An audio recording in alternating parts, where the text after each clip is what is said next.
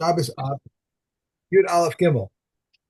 One who throws an article a distance of 4 cubits against a wall, about 10 handbreadths above from the ground, as it is though he is throwing it in the air. Below 10 handbreadths from the ground, it is though he is throwing it on the ground.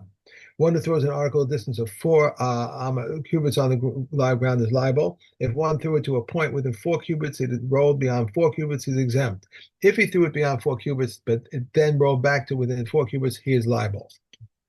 One who throws a distance of 4 cubits in the sea is exempt. If there was a shallow pool of muddy water with a public domain passing through it, one who throws a distance of 4 cubits in it is liable. How much is a shallow pool? Yes, then hand to fuck him. A shallow pool with a public domain passing through it, one throws a distance of 4 cubits and it is liable. One who throws from the sea to the dry land, from the dry land to the sea, from the sea to the ship, from the ship to the sea, or from one ship to another is exempt. And if the ships are tied together, we may move things from one to the other. And if they are not tied together, even though they are close to each other, we may not move things from one to the other. Okay. Okay. Hazorek v'nizkar la'achar sheyatzas miyado. Okay, so here's a guy who was throwing something in the Rishus Harabim, and suddenly after he forgot that it was Shabbos, and then after he threw it, before it landed, um, he suddenly remembered, oh my gosh, what did I just do? It's Shabbos.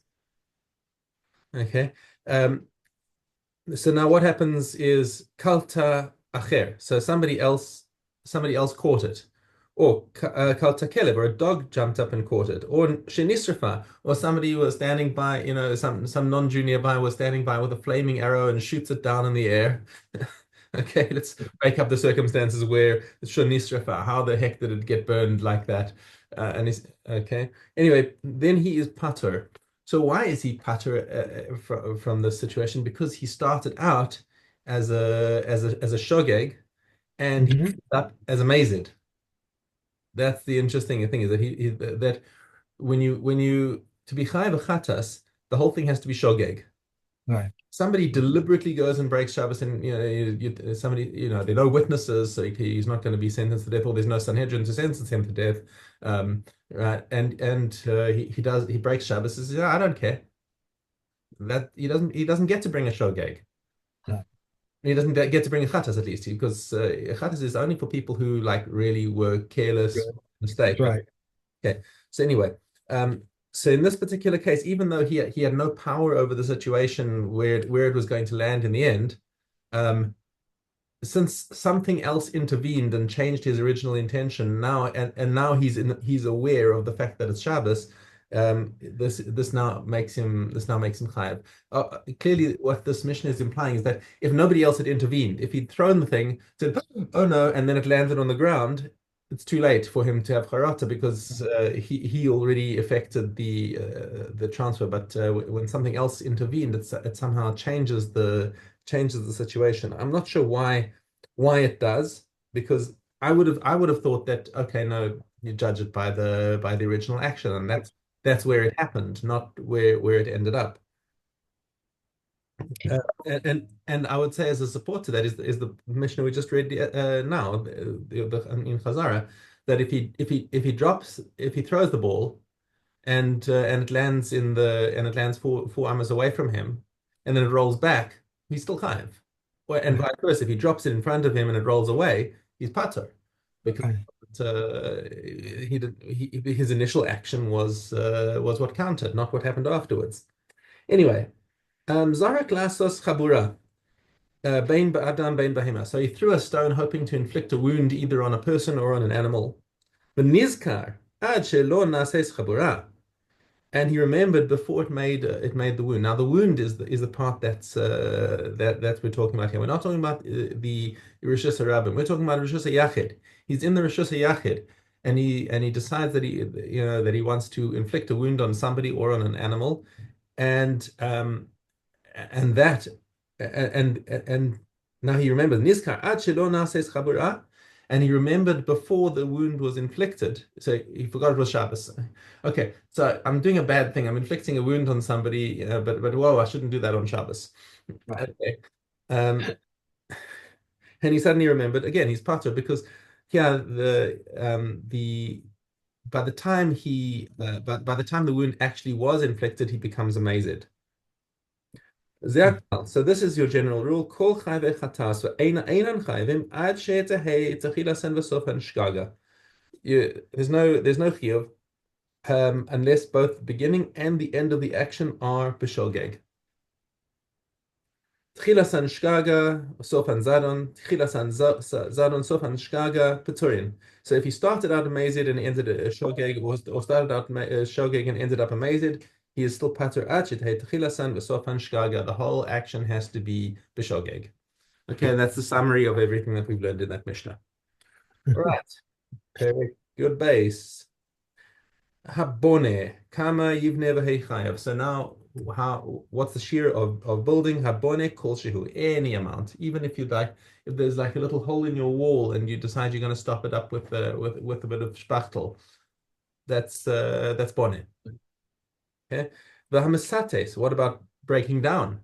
So breaking down is in its nature a destructive act, but so masatet has to be something where it is done almanas to be constructive. So you're breaking down something in order to rebuild it. Okay, masatet hamakiv patish over matzad. Somebody who strikes with a hammer or with a matzad is I think like a chisel or an adze. I think they translate. It's a sledgehammer. Sledgehammer. Okay, matzad. A kodech kol shehu, or somebody who drills any amount is chayav. So like so drilling is a great example of masates, which is it's a destructive act. You're making a hole in your wall, but why are you making the hole in your wall? So you can hang a nice picture there. Okay, so it's a constructive destructive act. Right. He's completing something. Once he completes, you can't complete something like that. Right.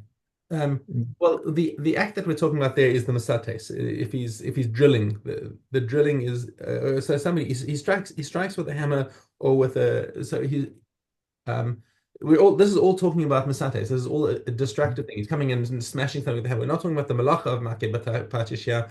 We're talking about literally taking a hammer to something and knocking it down. Why? Why are you knocking it down? Because you want to do something nice with it. No. Right. Okay, so that's what the drill is doing. It's going into your wall. It's making a hole in a nice wall, which if you were just doing it for destructive purposes, you'd be pater. Okay. Ze'aklal kol ha'osem malacha u'melachto miskayemes b'Shabbos chayev. Anyone who does a malacha and his act is a lasting malacha that will for b'Shabbos. In other words, let's just see here. ואין מוסיפים עליה. שהיא מתקיימת כך בשבס בלבד. So if it'll stay like you did it, in other words, it's not a temporary action, it's a permanent action. Right. Rabban Shimon ben Gamliel omer kol hamake b'kurnas. Anyone who strikes a blow with a hammer, a sledgehammer on the anvil, al sadan. B'shas melacha. Even if he just strikes it on the anvil without anything in between, so he's just smacking the hammer on the anvil. Even that he says is chayav. Why? Because the anvil itself benefits from the smashing it to make it smoother and stronger. So the halacha does not follow him on that. It's not a recognizable melacha according to the chachamim. Okay, base. Choresh kol shehu, plowing. Anyone who plows any amount. Menakesh and makarsem mazared. So menakesh is weeding. Makarsem is pruning. Yeah, and mazared is also pruning. There are two different types of pruning. What are the words in English there? The first one prunes dry branches, and the second one said prunes young shoots. Okay, so in English we only have one word called pruning, but in Hebrew you've got two terms. One for the dry branches and one for the fresh branches. And I can understand they're done for different reasons. Right. Okay. Mazarid, kol shehu, any amount. Doesn't matter. It could be just a little shoot pushing out that you want to prune and that's chayav.